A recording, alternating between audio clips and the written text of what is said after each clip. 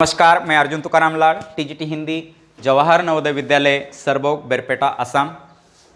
आज आपके सामने मैं महत्वपूर्ण विषय लेकर उपस्थित हूँ। कल की तासिका में मैंने ये विषय लिया है और उस विषय के उस विषय से संबंधित जो भेद है, 3 भेदों की चर्चा कर दिए हैं और हमारा विषय था समास। समास के 3 भेदों के ऊपर हमने पहले तासिका में चर्चा की है। वह जो भेद हैं उनमें से आपको मैं बताने जा रहा हूं कि ये भेद पहला था तत्पुरुष समास, दूसरा कर्मधारय समास और द्विगु समास की चर्चा हमने कल की तासिका में की है। आज हम उसके आगे के जो भेद है उसके बारे में चर्चा करने जा रहे हैं। अब देखिए, ये समास की परिभाषा हमने कल की तासिका में देखी थी। समास के भेद कौन से होते देखे थे। तत्पुरुष समास कल की तासिका में देख लिया, कर्मधारय समास देखा, द्विगु समास देखा, उसके उदाहरण देखे, समस्त पद देखा और आज हम देखने जा रहे हैं जो है द्वंद्व समास। द्वंद्व मतलब विरोध। द्वंद्व देखिए कि जिस समस्त पद में दोनों पद प्रधान, यहां दोनों प्रधान है, मुख्य हैं और विग्रह करने पर योजक और शब्द लगता हो उसे द्वंद्व समास कहते हैं। बहुत आसान है। आप अगर परीक्षा में कभी भी जाएंगे, द्वंद्व समास में गलती करेंगे तो मुझे नहीं लगता है कि दूसरी जगह पर आपको मार्क्स प्राप्त करने के चांस मिलेगा। इतना आसान है। द्वंद्व समास में आपको जैसे कि वैसे मार्क्स प्राप्त होने वाले हैं, क्योंकि ये जो समस्त पद है, अपना पराया, विग्रह क्या कर दिया मैंने, अपना और पराया और लगता है योजक चिन्ह। मैंने कहा इससे पहले कि जिस समस्त पद में या दोनों पद प्रधान हो और विग्रह करने पर योजक चिन्ह मतलब और, ये योजक चिन्ह लगता है। विग्रह कर दिया मैंने तो योजक चिन्ह लगा। और गंगा यमुना, गंगा और यमुना, माता पिता, माता और पिता, दाल रोटी, दाल और रोटी, भाई बहन, भाई और बहन, है क्या नहीं, चाचा चाची, चाचा और, तो ये योजक चिन्ह से जुड़े होते हैं और इसको द्वंद्व समास कहते हैं। बहुत सारे उदाहरण आप जोड़ सकते हैं और उदाहरणों के माध्यम में अधिक से अधिक पढ़ाई कर सकते हैं। इसलिए यहाँ समय व्यस्त न करते हुए मैं महत्वपूर्ण जो समास का भेद है उसकी ओर मैं आगे जा रहा हूं और उसका नाम है अव्ययभाव समास। अव्यय, जिसका व्यय नहीं होता है उसको अव्यय कहते हैं। बहुत बच्चों, ये भी मैं जब आपके जैसा मैं पढ़ता था तब ये समास के बारे में मुझे थोड़ा सा पता ही नहीं चलता था कि ये कैसा होता है, ये अव्यय कौन सा होता है। तो अब और अधिक जानकारी मैं आपको देने के लिए जा रहा हूं कि जिस समास में पूर्व पद अव्यय, जिस समास में पूर्व पद अव्यय प्रधान हो उसे अव्ययभाव समास कहते हैं। यह समास क्रिया विशेषण के रूप में भी प्रयुक्त होता है। इस समास में पहला पद प्रधान होता है और वह अव्यय है, दूसरा पद संज्ञा है। समस्त पद बनाने पर अव्यय हो जाता है, अर्थात उसका कोई परिवर्तन नहीं होता है। अब देखिए, प्रतिदिन, देखिए क्या कहा है, दूसरा पद संज्ञा है। प्रतिदिन, प्रति पहला पद, दिन दूसरा पद, है कि नहीं। पहला पद प्रति, दिन दूसरा पद है, दूसरा पद संज्ञा है कि नहीं, है कि नहीं। दूसरा पद संज्ञा है। भरपेट दूसरा पद संज्ञा है। समय दूसरा पद संज्ञा है ना। तो देखिए, प्रति दिन, हर दिन या दिन दिन, भर पेट, पेट भर, समय के अनुसार इसका विग्रह इस प्रकार होगा। लेकिन आपको पहचानने के लिए आपको बताता हूं कि इसका दूसरा पद क्या होता है, संज्ञा होता है और संज्ञा के साथ ये अव्यय लगने से ये समस्त पद बन जाता है कि प्रतिदिन। आप देखिए, ये अव्यय बन गया, ये शब्द अव्यय बन गया। भर पेट अव्यय बन गया, यथा समय अव्यय बन गया। हाँ, इसका विग्रह इस प्रकार होगा, हर दिन, दिन दिन, पेट भर, समय के अनुसार। ये देखिए, प्रति, भर, यथा, ये अव्यय शब्द हैं और इनके बाद ये संज्ञा लग गई। पेट लग गया, पेट, हमारा पेट संज्ञा है। समय और इनका समस्त पद बन गया प्रतिदिन, भरपेट, यथा समय, हर दिन, पेट भर। ये ये बहुत महत्वपूर्ण है। या यथाशक्ति ऐसा उदाहरण मैं दिया तो कैसा हो जाएगा फिर, शक्ति के अनुसार, शक्ति यथाशक्ति, यथा समय, पेट भर, या क्या बोलते हैं हम कि जीवन पर्यंत या जीवन भर, ऐसे शब्द का हम प्रयोग कर देते हैं। तो निश्चित ये अव्ययभाव समास के कुछ उदाहरण आपको समझ में आए होंगे और आप आगे देख सकते हैं कि बहुब्रीहि समास यहाँ मैं इसलिए महत्वपूर्ण मान रहा हूँ कि ये जो बहुब्रीहि समास है ना, इसके कुछ उदाहरण आपको कर्मधारय में भी मिलते हैं और द्विगु समास में भी मिलते हैं। तो बच्चों को ये पता करना मुश्किल हो जाता है कि ये इसके उदाहरण कर्मधारय के लिखे या द्विगु समास के लिखे या बहुब्रीहि समास के लिखे, लेकिन उसके बारे में जो जानकारी है वो आपको मैं यहां देने जा रहा हूं। जिस समास के दोनों पद प्रधान न होकर, अब देखिए अभी दोनों समास देख लिया, दोनों पद प्रधान, पहला तत्पुरुष समास देख लिया उसमें एक पद प्रधान, तो यहां मात्र दोनों भी प्रधान नहीं है, तीसरा प्रधान। अब तीसरा पद कौन, तीन पद होते हैं क्या, देखिए न होकर तीसरा पद प्रधान होता है वह बहुब्रीहि समास होता है। तीसरे प्रधान पद का ज्ञान संदर्भ से लगाया जाता है, संदर्भ लगाना पड़ता है कि कौन हो सकता है ऐसा, जैसे पहेली बुझाते हैं ना आप, बुझाते हैं कि नहीं, वैसे ही आपको ये पहेली बुझानी है कि दशानन, दश मतलब 10 आनन सर, जिसके 10 सिर वाला कौन है, इस भूतल पर, इस पृथ्वी पर एक ही व्यक्ति होकर गया है, उसका नाम है कौन, रावण। गुड।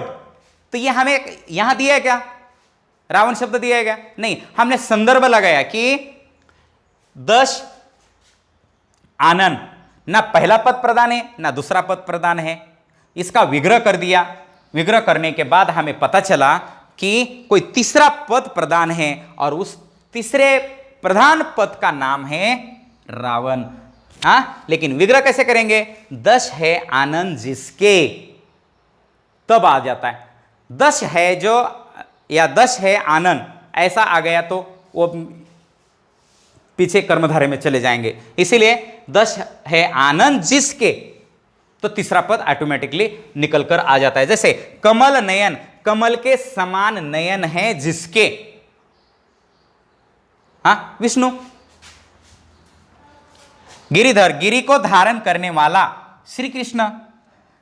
गज के समान मुख वाला गणेश। तो ये तीसरे पद की तरफ हमें संदर्भ लेकर जाता है और ये विग्रह ध्यान दीजिए, इस विग्रह के आधार पर ही इसका भेद मान्य किया जाता है या इसका भेद होता है, नहीं तो ये विग्रह जैसे दशानन, 10 है आनंद, ऐसा ही अगर हमने बोल दिया तो कर्मधारय समास में जाएगा। या कमल नयन, कमल के समान नयन, कमल नयन, कमल के समान नयन। तो देखिए ये कर्मधारय समास में उपमान उपमेय की जोड़ी बन जाएगी और वह कर्मधारय समास में जाएगा। कमल के समान नयन, इसका विग्रह कर दिया, लेकिन कमल के समान नयन है जिसके, ऐसा अगर विग्रह कर दिया तो हमारा तीसरा महत्वपूर्ण पद आता है निकलकर विष्णु, ये बहुब्रीहि समास में आ जाता है। जैसे गिरिधर, गिरि को धारण करने वाला, गज, गजानन, गज के समान मुख वाला। अब देखिए गज के समान मुख ऐसा अगर बोल दिया, यश इधर देखो, गज के समान मुख, गज यानी हाथी, हाथी के समान मुख ऐसा बोल दिया तो ये कहां चला जाएगा। अब देखिए गज, आनंद मतलब मुख, मुख के लिए हमने विशेषण दे दिया है कि किसके समान है वो, हाथी की तरह, उसके मतलब गज उसकी मुख की विशेषता हो गई। विशेषण विशेष्य की जोड़ी वहां आने के कारण फिर वो कर्मधारय समास में जाता है। लेकिन अगर यहां बोल दिया गज के समान मुख वाला तो गणेश निकलकर आता है, तो आसान बन जाता है और हमारा ये बहुब्रीहि समास बन जाता है। तो अब हम देखेंगे कुछ महत्वपूर्ण तथ्य, महत्वपूर्ण जो बातें हैं, ध्यान देने योग्य बातें हैं। द्विगु समास और बहुब्रीहि समास में क्या अंतर है? कभी कभी द्विगु समास के उदाहरण बहुब्रीहि समास में आते हैं, हाँ, या बहुब्रीहि समास के उदाहरण द्विगु समास में आते हैं। तो द्विगु समास में समस्त पद का पहला पद संख्यावाचक होता है और दूसरा पद विशेष्य, परंतु बहुब्रीहि समास में समस्त पद ही विशेषण का कार्य करता है। कुछ ऐसे उदाहरण मिल जाते हैं जिन्हें दोनों समास के अंतर्गत रखा जाता है, दोनों समास के इसमें रखा जाता है। कुछ ऐसे उदाहरण हैं, आप देखिए कौन से उदाहरण है? चतुर्भुज, चार भुजाओं का समूह, चार भुजाओं का समाहार, किसमें आ जाएगा ये बेटा? अगर मैंने विग्रह कर दिया चार भुजाओं का समूह, चार भुजाओं का समाहार, किसमें आ जाएगा? द्विगु समास में। लेकिन चार भुजाओं वाला अगर ऐसा विग्रह कर दिया तो कौन आ जाएगा? बहुब्रीहि समास में जाएगा, क्योंकि डायरेक्ट हम बोले ये तो कोई देवी देवता होगी, है कि नहीं? देवी देवता होने से इनकी चार भुजाएं होगी। त्रिनेत्र, तीन नेत्रों का समूह या तीन नयनों का समूह या तीन नयन, है कि नहीं? तो ये किस समास में आएगा? द्विगु समास में भी आएगा। लेकिन तीन नेत्र है जिसके, ऐसा विग्रह कर दिया, कहां जाएगा? बहुब्रीहि समास में चला जाएगा। विग्रह करने पर निर्भर करता है कि ये द्विगु समास है या बहुब्रीहि समास है, किसके ऊपर निर्भर करता है? विग्रह करने के ऊपर। तो आप विग्रह अच्छी तरह से कीजिए और उस समास का भेद लिखिए। यहाँ यही जल्दीबाजी करते बच्चे और परीक्षा में गलती करते हैं। उदाहरण आ जाता है, चतुर्भुज आ गया, तो वहाँ विग्रह किस प्रकार किया है ये पहले देखो। अगर परीक्षा में विग्रह करके दिया और आपको बोल दिया कि इसका भेद लिखिए, विग्रह कैसे करके दिया है ये पहले देखो और उसी के अनुसार आप भेद लिखिए, नहीं तो आप कुछ गलती कर सकते हैं। अगर ऐसा नहीं हो तो विग्रह के ऊपर उसके ध्यान रखो और उसके बाद उसका भेद लिखिए। तो कर्मधारय समास और बहुब्रीहि समास में क्या अंतर है? तो कर्मधारय समास में एक पद विशेषण, मतलब मैंने बोल दिया है कि इससे पहले भी बोला कि कर्मधारय समास में विशेषण विशेष्य की एक जोड़ी, उपमान उपमेय की दूसरी जोड़ी, मतलब दो जोड़ियां होती है उसमें, विशेषण या उपमान और दूसरा पद विशेष्य या उपमेय होता है। परंतु बहुब्रीहि समास में समस्त पद ही विशेषण का कार्य करता है, सारा पद ही विशेषण का कार्य करता है। कुछ ऐसे उदाहरण मिल जाते हैं जिन्हें दोनों समास के अंतर्गत रखा जाता है, जैसे पीतांबर, पीले है जो अंबर, पीले है जो वस्त्र। अगर ऐसा विग्रह कर दिया मैंने तो ये कर्मधारय समास में चला जाता है। लेकिन पीले हैं जिसके अंबर या पीले हैं जिसके वस्त्र, डायरेक्ट विष्णु के पास हमें जाना पड़ेगा, क्योंकि हमारा विग्रह वैसा है, वैसे हम समास के ऊपर। लंबोदर, लंबा है उदर, लंबा है उदर जिसका, अगर ऐसा अगर विग्रह कर दिया तो ऑटोमेटिकली बनेंगे सर श्री गणेश, गणपति बप्पा मोरिया। लेकिन अगर मैंने बोल दिया कि लंबा है उदर, अभी पेट की जो विशेषता है वो कैसा है? लंबा है, तो ये कर्मधारय में जाएगा। विग्रह करने पर चंद्रमुख या आदि विग्रह करने पर निर्भर करता है कि कर्मधारय समास है या बहुब्रीहि समास है। निश्चित बच्चों ये दोनों का अंतर आप समझने में सक्षम हो जाएंगे, और दोनों का अंतर अगर आपको समझ में आएगा ना तो समास समझ में आएगा। अगर समास मतलब एक बार समझ में आ जाएगा तो आपको आपके मार्क्स भी प्राप्त होने में देर नहीं लगेगी। तो पहले जाते जाते मैं सभी समास के भेद कितने हैं ये दोहराता हूं। तत्पुरुष समास पहले हमने पढ़ा, उसके बाद कर्मधारय समास, द्विगु समास, द्वंद्व समास, अव्ययभाव समास, बहुब्रीहि समास। जैसे हमने यश को प्राप्त कर्मधारय समास में हमने देख लिया कि कमल नयन, कमल के समान नयन। द्विगु समास में पहला पद संख्यावाचक होता है, तिरंगा शब्द का उदाहरण हमने देख लिया। द्वंद्व समास में माता पिता, माता और पिता, दाल रोटी, दाल और रोटी। अव्ययभाव समास में यथाशक्ति, शक्ति के अनुसार, यथा समय, समय के अनुसार, पेट भर, या भरपेट, ऐसे उदाहरण हमने देख लिया। और बहुब्रीहि समास में देख लिया लंबा है उदर जिसका लंबोदर, मतलब श्री गणेश को हमने देख लिया। ये चतुर्भुज, 4 भुजाएं है जिसकी, साक्षात विष्णु।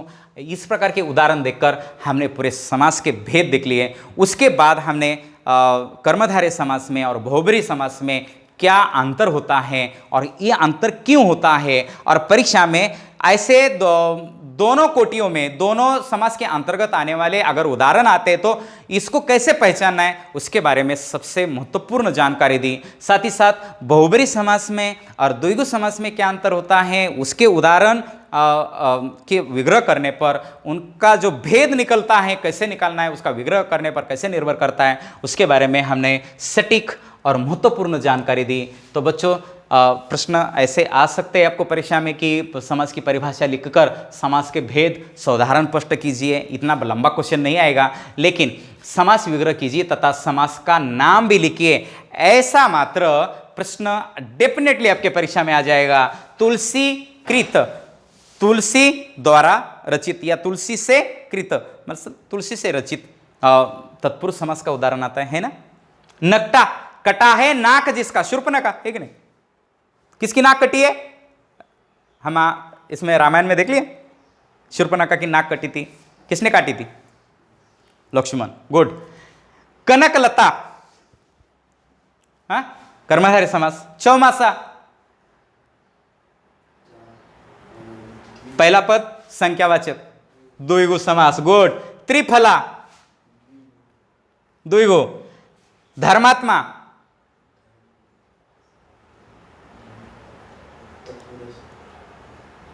हाँ धर्म के समान, हाँ धर्मात्मा, महात्मा, महान है या जो धर्म है, धर्म में है जिसकी आत्मा, कोई भी एक व्यक्ति, ये फिर बहुब्रीहि समास की तरफ जाएगा। हाथ पाव, हाथ और पाव। यश अपयश, यश और अपयश आदि शब्द हम दोनों समास के उदाहरण भी हम देख लिए। तो बच्चों मैं आपको बहुत बहुत धन्यवाद देना चाहता हूं कि आपने ये समास पढ़े और निश्चित इसका फायदा आपको हो जाएगा। फिर से एक बार धन्यवाद।